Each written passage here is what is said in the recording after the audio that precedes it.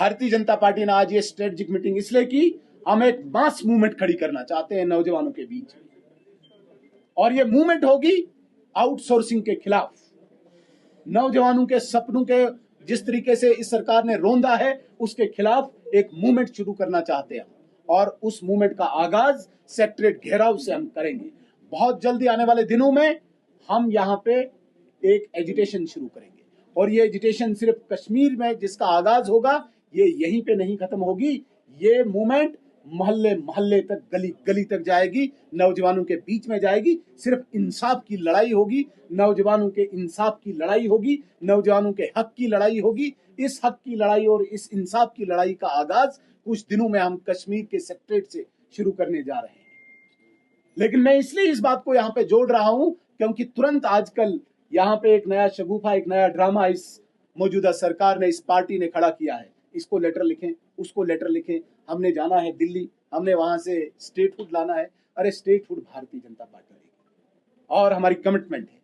आम जनता जो है, इवन कश्मीर की जनता, उसे भी ये पूरा विश्वास है कि भारतीय जनता पार्टी के जो सीनियर क़यादत है, वो जो कहते हैं वो करते भी हैं, और वो लेके आएंगे स्टेट फूड। बदकिस्मती ये है, ठीक मुझे पिछले 15 अगस्त 2025 की वो वजीर आला की वो स्टेटमेंट नहीं, स्पीच याद है, जिसमें उन्होंने कहा था कि नहीं, स्टेट फूड के लिए मैं घर घर जाऊंगा और सिग्नेचर कैंपेन चलाऊंगा। बदकिस्मती है, 1 साल हो गया, क्या वो याद है? किसी ने याद दिलाया? मैं जर्नलिस्ट साथियों से भी गुजारिश करना चाहूंगा, जो जो ये कहते हैं, झूठ करते हैं, उसका उनको याद दिलाया करो। बहुत पुराना नहीं, इनके असेंबली के इलेक्शन के इस कैंपेन में इन्होंने कहा था कि मैं मीटर तोड़ दूंगा अगर कहीं पे मीटर लगा होगा। लेकिन उन्होंने क्या कहा कि मेरी आंटी के घर में मीटर लगा है, इसलिए सबके घर में मीटर लगना चाहिए। जो इनके घर में, जो इनकी आंटी के घर में हो रहा है, वही सबके घर में होना चाहिए। मैंने एक बार सवाल पूछा था, आपकी आंटी के घर में मर्सिडीज है, आप गरीब के घर में भी मर्सिडीज भेजो। आपकी आंटी के घर में 3 मंजिला मकान है और सब डेकोरेशन लग्जरी कंफर्ट्स हैं, आप जरा भेजो वहां पे भी।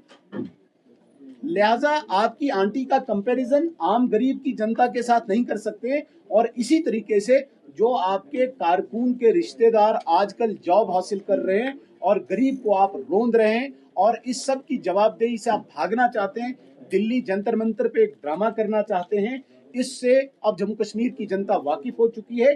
Bharatiya Janata party principal opposition party होने का दायित्व निभाएगी, और नौजवानों के हक की लड़ाई, नौजवानों के जॉब की लड़ाई, जिसको आप आउटसोर्स कहते हैं, इसको हम अपॉइंटमेंट स्कैंडल कहेंगे, इसको हम अपॉइंटमेंट स्कैम कहेंगे। मैं तो चाहूंगा कि बड़ी सी बड़ी एजेंसी इसको इन्वेस्टिगेट करे और इनको बेनकाब करे।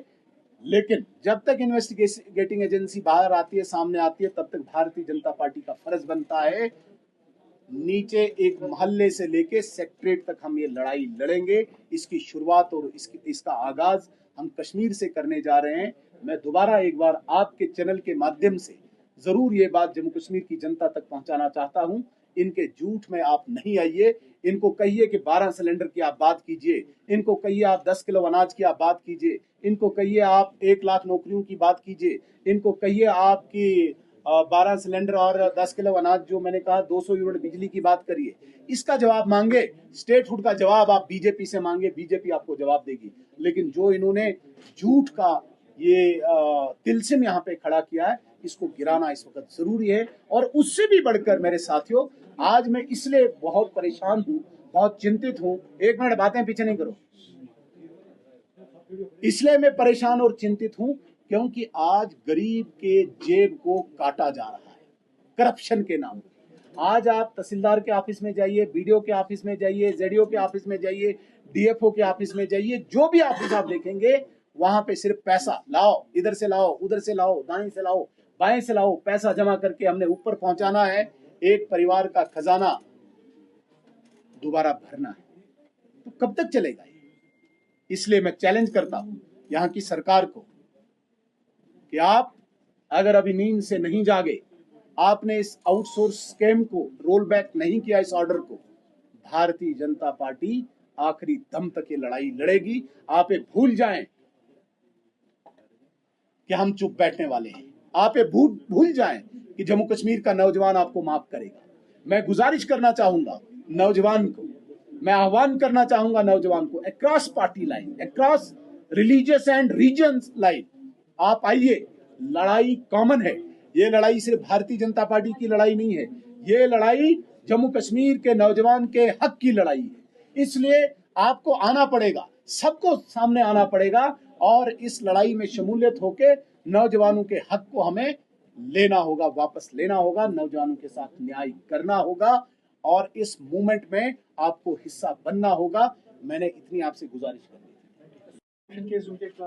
देखिए, एक एक केस में दोबारा से कहूंगा कि मैं इन्वेस्टिगेटिंग ऑफिसर नहीं हूं और मैं as a investigating officer press conference नहीं कर रहा हूं। मैं लीडर ऑफ अपोजिशन हूं। आप जाइए माइनिंग में, माइनिंग डिपार्टमेंट जितनी करप्शन हो रही है इस वक्त पूरे जम्मू कश्मीर में, मेरे से ज्यादा आप जर्नलिस्ट जानते हैं, लेकिन आपका मुंह बंद इसलिए है क्योंकि आप बोल नहीं पाएंगे। सुनील जी, सवाल ये पैदा होता है, क्या क्या सत शर्मा को इनवाइट दिया है क्या? सत शर्मा जी क्योंकि आपके कदावर नेता है, जाएंगे वहाँ पे जंतर मंतर पर? क्यों जाएंगे जंतर मंतर पे? किस लिए जाएंगे? किन के साथ जाएंगे? इन बहरूपियों के साथ, इन ठगों के साथ, इन भ्रष्टाचारियों के साथ, इन चोरों के साथ, और उन लोगों को साथ ले रहे हैं जिन्होंने कल तक यहाँ पे अलगाववाद की भाषा बोली है। उन लोगों के साथ ये जा रहे हैं जिन लोगों ने जम्मू कश्मीर को रक्तरंजित किया है। उन लोगों के साथ चले जाएंगे जिन लोगों ने यहाँ पे वामिक और तुफेल जैसी छातियों पे गोलियां चलाई है, 110 किलिंग एक महीने में की है। उनके साथ सत शर्मा जी जाएंगे, भारतीय जनता पार्टी जाएगी। भारतीय जनता पार्टी ऐसे चोरों, ऐसे ठगों, ऐसे आपको चाहिए, मैं अभी आपको व्हाट्सएप पे दे दूंगा सॉलिड प्रूफ। देखिए, बहुत सारे जर्नलिस्ट अनअवेयर हैं, मुझे इस बात की बदकिस्मती है।